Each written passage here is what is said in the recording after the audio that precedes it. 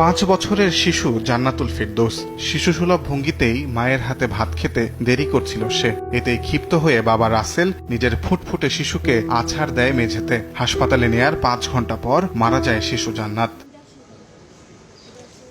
সোমবার রাতে রাজধানীর হাজারীবাগের বউবাজারে এই ঘটনার পর মেয়েকে হাসপাতালে নিলেও বাঁচাতে পারেননি মা নাসিমা।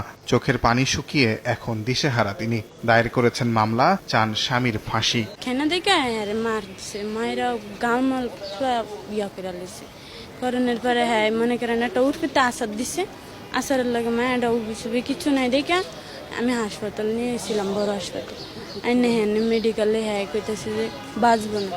আগে মারতো, এমন মারা মারতো না, কিন্তু হালকা মারতো। আর এবার মনে করেন জিদ দেওয়া এমন করছে, মামলা গেছে ফাঁসিছে, হ্যাঁ কয়া দিছে। ভাত খায় না দেখে ওই জন্যই মারছে। তো ওর তো মনে করেন নেশা মেশা করে তাই না হলে ভাত খাওয়ার জন্য তো এত মারা তো সম্ভব হয় না। আগেও এরকম মারধর করছিল, একবার মনে করেন হাত ভেঙে পালাইছিল, হ্যাঁ হাসপাতাল নিয়ে আমি পরে মনে করেন ট্রিটমেন্ট করায় টরাই দিছি। কালকে আবার মনে করেন এই ঘটনা।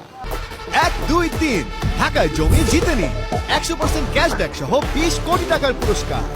পুলিশ বলছে আসামি রাসেল নজরদারির মধ্যেই রয়েছে। মেয়েটার মাথায় গুরুতর জখমপ্রাপ্ত হয়।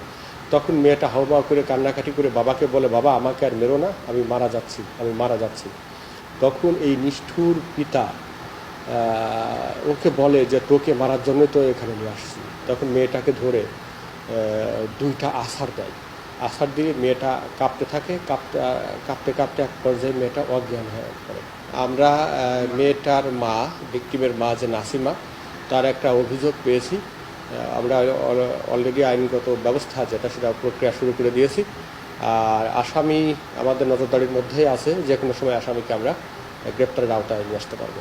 আসামি রাসেল মাদকাসক্ত বলেও জানিয়েছে পুলিশ। তার মেয়েকে জোরে গলায় একটা ধাক্কা দেয়। তাজওয়ার মাহমিদ, সময় সংবাদ, ঢাকা।